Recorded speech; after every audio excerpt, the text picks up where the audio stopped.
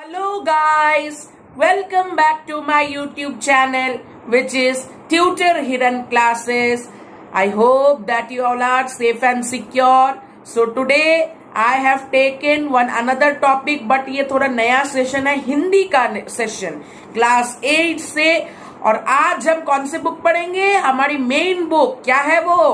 बसंत भाग 3 जो कक्षा 8 की पाठ्यपुस्तक है, तो वो हम आज शुरू करेंगे।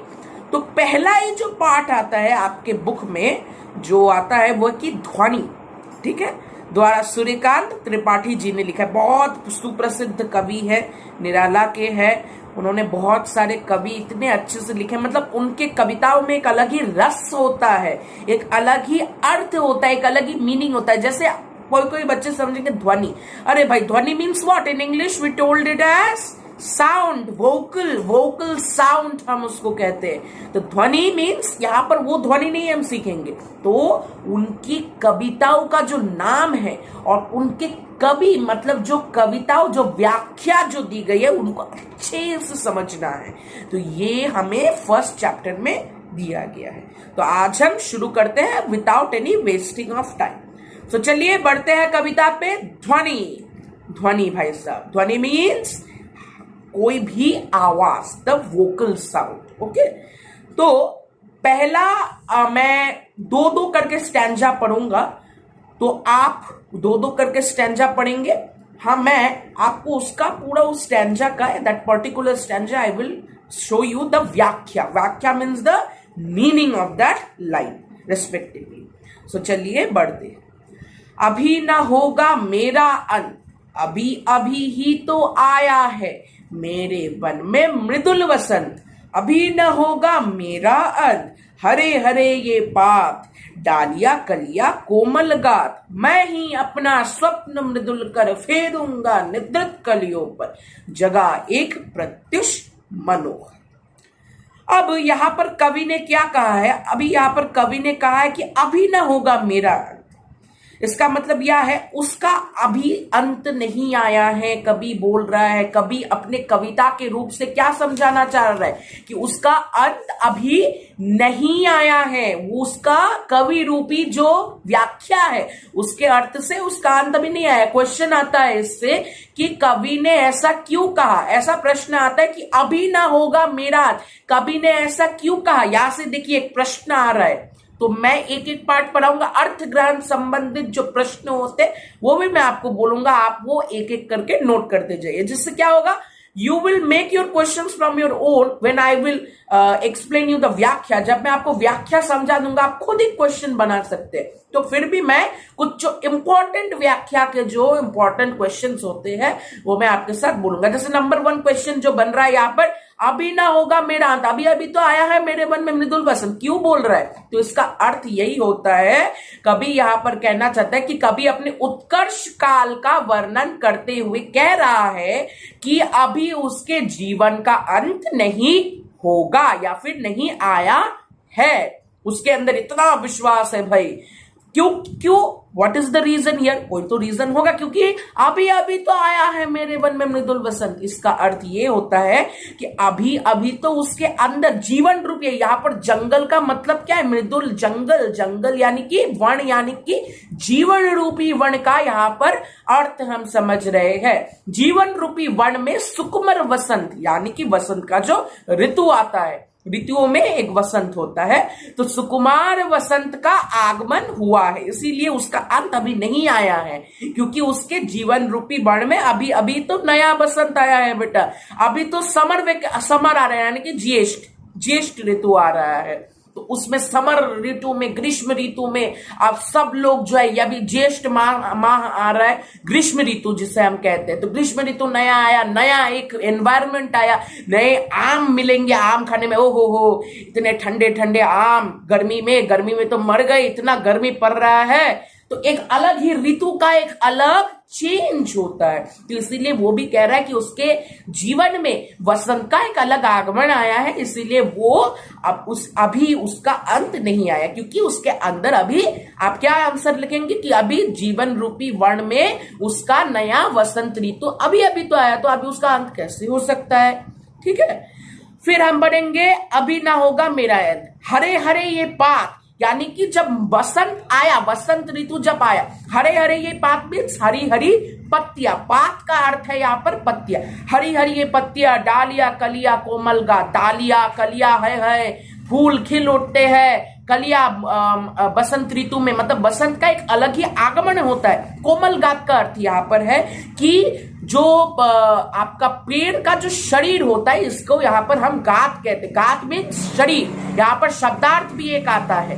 तो कोमल गात, मैं ही अपना स्वप्न मृदुल कर फेरूंगा निद्रित कलियों पर जगा एक प्रत्युष मनोहर, यानी कि मैं वह अच्छे अच्छे कार्यों के माध्यम से यश का प्रसार करना चाहता है कि वह अपने स्वप्न हाथों को निद्रा में अलसा, यानी कि निद्रित कलियों पर, यानी कि निद्रा में अलसाई हुई प्रेरणा देने की कोशिश करे। अब यहाँ पर निद्रित कलिया, ये किसका प्रतीक है? ये नए नवयुवकों जो हमारे पीढ़ी पर पीड़ित है, यानी कि अभी के नए जो हमारे स्टूडेंट्स है, स्टूडेंट्स तो हमारे जाके फ्यूचर बनेंगे, तो इसीलिए वहां पर कलिया जो यहाँ पर कहा गया है वो उसके हिसाब से निद्रित कलियों पर, मतलब जो लोग अलसाए हुए, जो लोग ध्यान नहीं देते, उन लोगों को वो प्रेरणा देना चाहता है कवि। बस यही हो गया व्याख्या। जगह एक प्रत्युष मनोहर, मतलब उसके अंदर एक उत्साह भरा, जगह एक प्रत्युष मनोहर। मनोहर का अर्थ क्या होता है?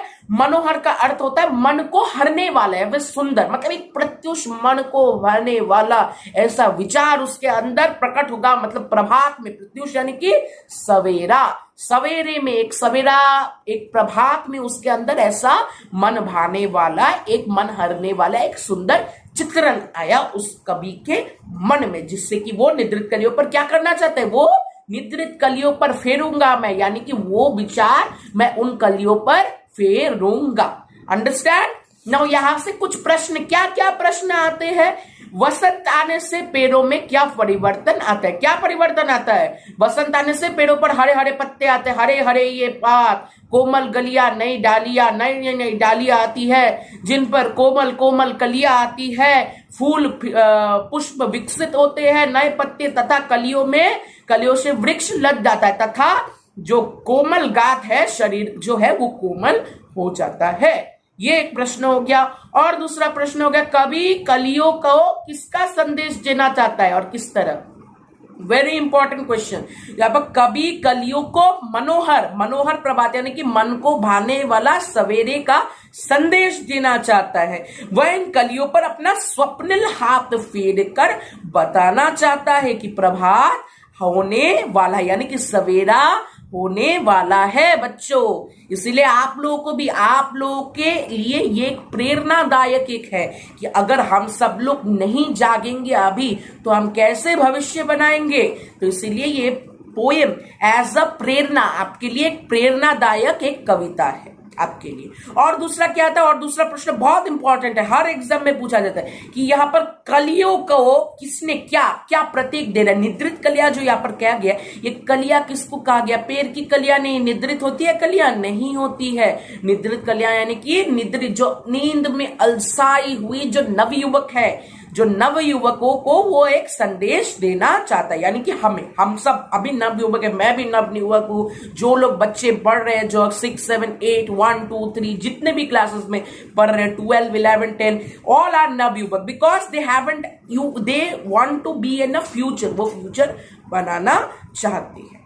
चलिए दूसरे व्याख्या पर पढ़ते हैं, जो कि पुष्प पुष्प से तंद्रालस लालसा खींच लूंगा मैं, अपने नव जीवन का अमृत सहर्ष सींच लूंगा मैं, द्वार दिखा दूंगा फिर उनको है मेरे, वह जहां अनंत अभी न होगा मेरा अंत। भाई साहब अभी मेरा अंत नहीं है। सभी लोग बोलेंगे कि मेरा अंत अभी नहीं आया है, कुछ कारण होगा। तो यहाँ पर कवि उसको टाल रहा है, ठीक है। तो यहां पर इसको समझते हैं अच्छे से। क्या कहा गया है यहाँ पर कि पुष्प पुष्प यानी कि प्रत्येक फूल में, तंद्रालस का अर्थ होता है नींद की खुमार या नींद से उत्पन्न आलस, यानी कि प्रत्येक फूल पर जो नींद उत्पन्न हुआ है, नींद से उत्पन्न जो आलस्य हुआ है, आलस्य की इच्छा जो उत्पन्न हुई है, उसको वह खींच लेगा, यानी कि नवयुवकों से वह उस नींद, उस तंद्रालस की लालसा जो उत्पन्न की है, उस वो खींच लेगा।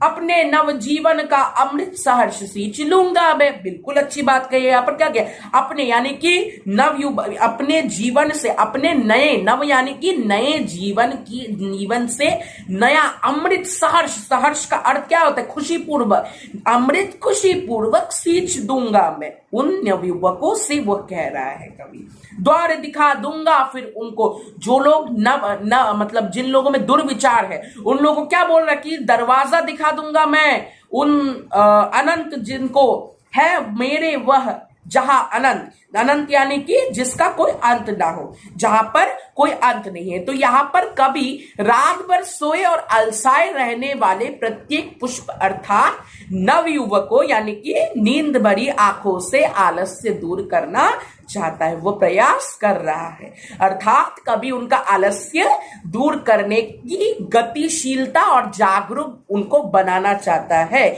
यह उनका प्रयास है। बहुत अच्छा प्रयास है। कभी उन पुष्पों को हरा भरा बनाए रखने के लिए अपने नवजीवन से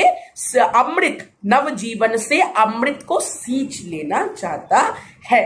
कभी अपने जीवन में भी आशा एवं उत्साह का संचार करके रचनात्मक कार्य करवाना क्या चाहता है उन नवयुवकों को। अभी उसके अपने जीवन में बहुत से काम करने बाकी, बहुत काम करने बाकी है। बिल्कुल, वह प्रत्येक फूल अर्थात नवयुवकों से उसका आलस्य यानी कि तंद्रालस छीन लेना चाहता है, उससे उत्साहित करना चाहता है, तथा कवि का अंतर्मन चाहता है कि जिस प्रकार से फूल खिलकर अनंत काल तक अपनी महक एवं सौंदर्य बिखेरते रहे, उसी प्रकार देश का प्रत्येक युवक यानी कि नवयुवक, प्रत्येक युवक भी वही तरह का रचनात्मक कार्य किए, सौंदर्य से भरे नवयुवक विचार बोले।